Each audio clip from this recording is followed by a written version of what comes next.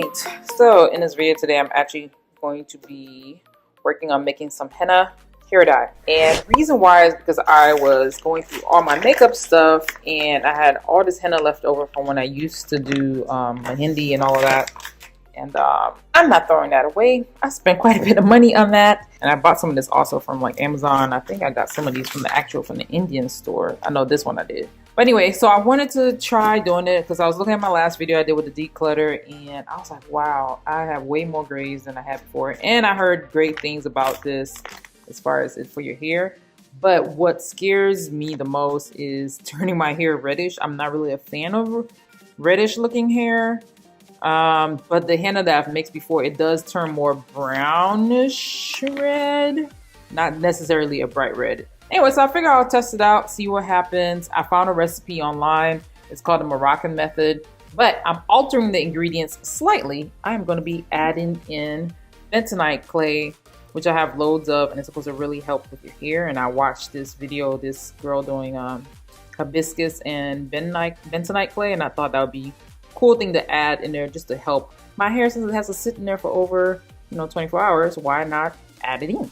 All right, so let's just go ahead and jump into it. Now, when dealing with henna, of course, you do not use anything metal. No metal bowls, no metal spoons. You can use a wooden spoon. I'm going to be using this right here to mix it up. So just keep that in mind, because it does something with messing with the pH or something in the henna that messes with it. So I do remember that from watching tons of videos when I was trying to figure out how to make henna. Now, the example I saw, and honestly, you can mix it without gloves because I'm not getting ready to put it on right now. I'm going to let this thing sit overnight so it can really do what it's supposed to do.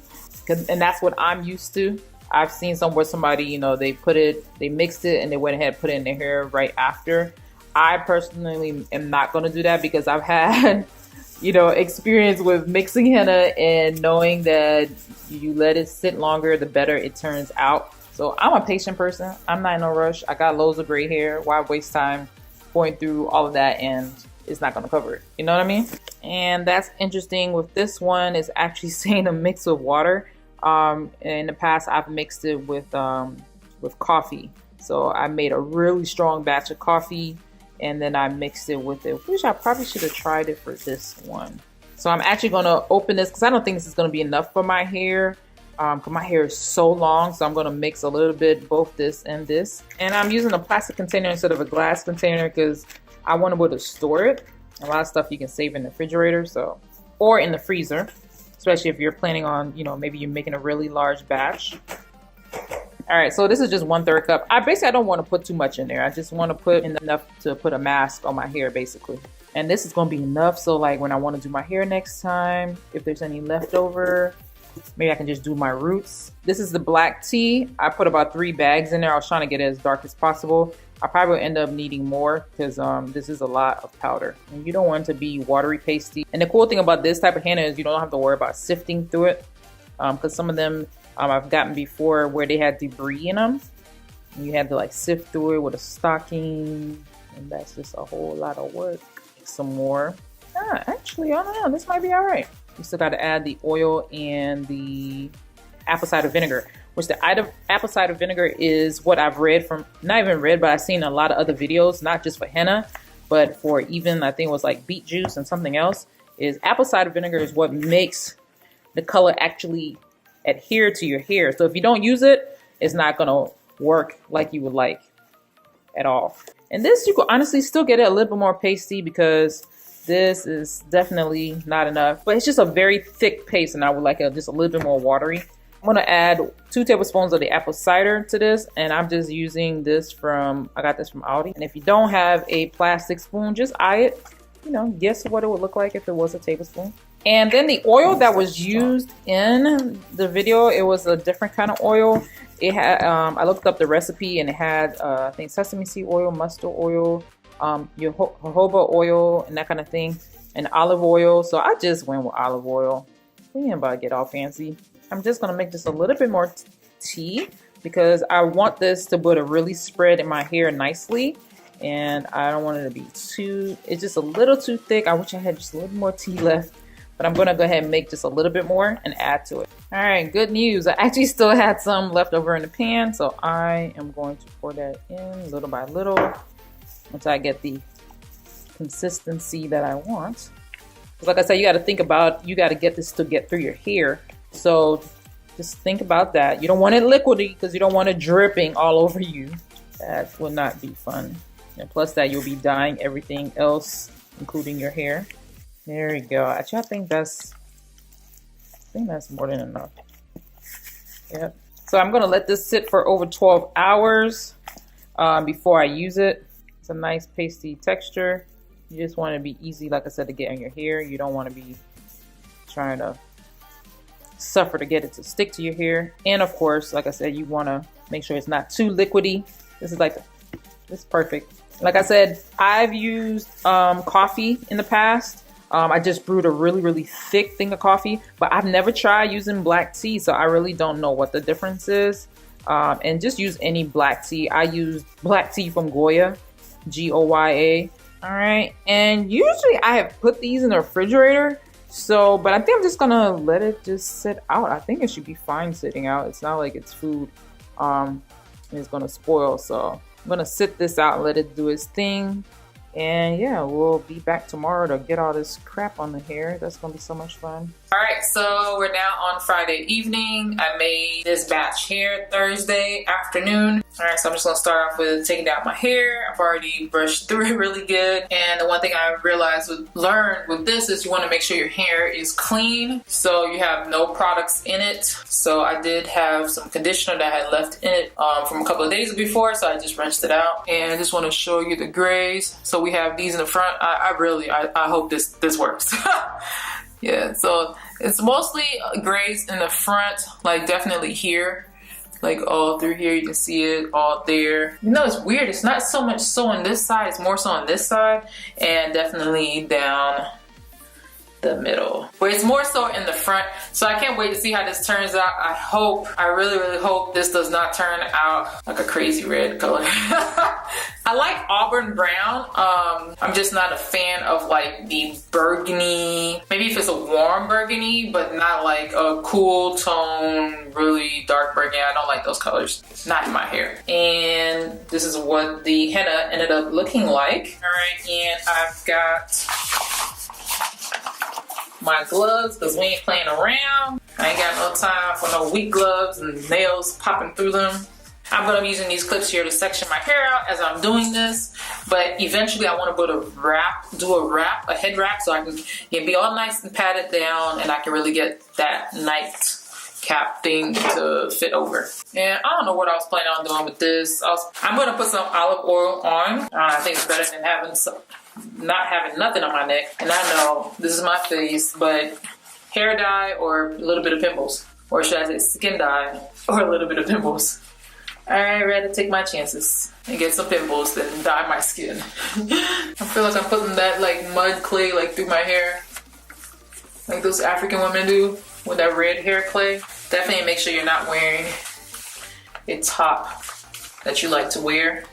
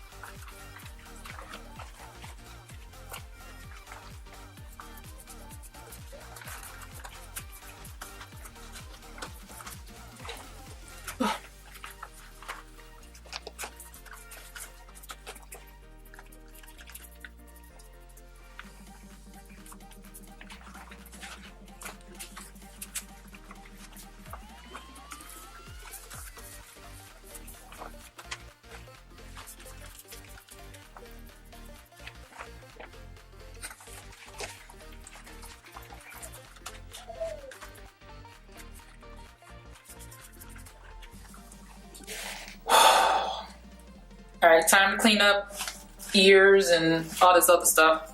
And this is how much I have left over, which is a lot. So I'm kind of glad about that. I'm just gonna put a cap on it and go ahead and put it in the freezer so I can save it for the next time. I'll just thaw it out when I am ready to use it to dye the rest of my hair again.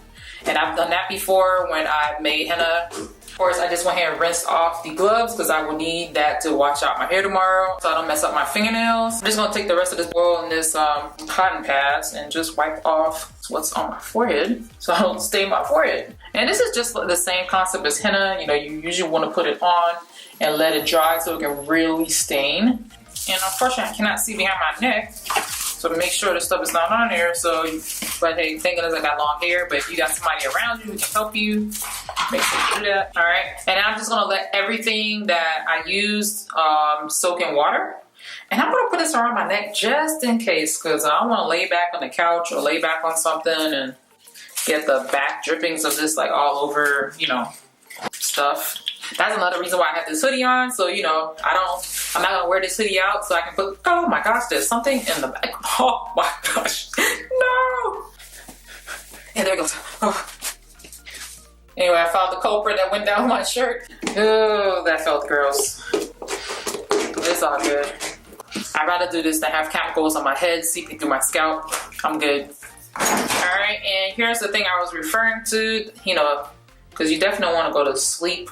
I wouldn't want to take no chances. This plastic thing came off. I need you to make sure I have a safety mechanism on. So like I said, that's my favorite part about it. And then of course I can just put this over. So if you can get you a hoodie that you don't like, so you don't mess up your couch, your chairs, your pillows, I would highly, highly recommend it. All right, and then we'll come back to this tomorrow. So I will see y'all then. All right, so this is me waking up with this, removing the cap off, and the cap stayed on my head all night. So that was awesome. Yeah, so I'm getting ready to take it off and wash it. I'm gonna take this off in the shower. I'm not about to sit here and get this off the floor. Not happening. Yeah, that's the one thing I will say, because I put this over, and for the most part while I slept, it did stay on. So when I remember. So anyway, it worked perfect, and it's almost like 12 o'clock, I think. So I'm gonna go ahead and wash it out my head. I could let it sit for another 5 hours. But I'm kind of ready to take it off. So let's see how I did. It should take it by now, because it's, for the most part, it's dried on some places, but definitely, you know, underneath here it's wet, because you know, this traps moisture. All right, so I rinsed all of this out. I did not use shampoo to wash my hair. I just rinsed it out with water and I brushed through it. So all depending on your hair texture, you might have to actually just go through it with your fingers, but I let the water just run on it until it loosened it up, and slowly but surely loosen it. I didn't try to force it because I wasn't interested in tearing and ripping my hair. So it just slowly but surely, the wrap came loose. And I just ran my fingers through it, try to get as much as the clay out, and I decided to brush through it. So, because I did a lot of finger doing this, even while I was in this state, but was still with the clay in it, and then after really, really felt like nothing was in it, then I went through it with a brush, while I was still in the shower. I didn't realize how many grays I had. I think this is like really, really showing me how many grays I have. Because they all turned red, that auburn red. Thank goodness it's the auburn red, even though I did want it to be dark brown. So maybe I'll try that with coffee next time, but at least it's the auburn red. I like the auburn red because usually when I spend a lot of time in the sun, my hair will start to turn auburn red. At least I'll have like highlights and stuff. So this is more like a highlight. So, but yeah, you can kind of like, I probably need to straighten my hair so you can really see the colors, but you definitely see it all in the front right here, like all of that. It actually worked. I'm actually surprised it worked. Kind of makes me wonder though, what's in that other henna that's making it turn dark brown? You know what I mean? Maybe next time I'll try with coffee instead of with the black tea, to see how that turns. Because I think with the coffee, even the henna looks very like a muddy brown, the paste, before I put it on. So yeah, but it did very, very well. You can see all up in there. I haven't put anything in my hair yet, so I'm debating if I'm gonna straighten my hair or let it air dry. Yeah, but I need to put something in it. So I'm gonna put something in there, let it do its thing, and then I'll show the final results. And it turned out pretty bad. It turned out pretty nice. Alright, so the dryer that I'm using, I don't know if anybody wants to know, it's called Plug In Max. And it's actually not very hot. It's very interesting. I guess because I had it on the fan. So it has a fan setting over here, and then I guess it kind of, this is more so the temperatures. But it didn't feel like it was hot. That was the interesting thing, even though I had both of them on high. So it wasn't like burning. It was more like a really warm fan, not a hot one. I've had some hot that you can't even have it near your scalp. So this is the color. It's honestly not bad. It's like, it gave me highlights for my color here. Thank goodness I'm gray enough all the way through, so you can see the red color all the way through, and it's not just stuck right in the front right here. So I actually like it. I didn't think I was gonna like it, because I was so afraid of it turning like that deep red burgundy color, and I didn't want it to be red, but it turned out to be an auburn color, which is a reddish brown. I prefer that a whole lot better, so thank goodness that turned out right. But I was hoping that it would turn that dark brown color, but like I said, next time I'm gonna try with coffee instead of with black tea. And usually with the coffee, I will brew it and I'll let it sit for a while, like let it sit in the refrigerator for like months. And you have to do that, but I'm saying like if you brew some and you make the batch, just go ahead and save some in a glass jar with a lid, just put it in the refrigerator. But this turned out really nice. This is a really nice color. It's not anything extreme. It's just a really dark brown. I can definitely see the brown in my hair. So that part I do like a whole lot. It's funny what a difference this makes from doing this. This is crazy. Overall, I liked it. If there's anything you've tried, I know some people said they've tried hibiscus. I looked that up too, hibiscus recipes. The only thing is I don't want to go the reddish route. So, but maybe in the future, maybe, but I prefer red on my lips, not on my hair.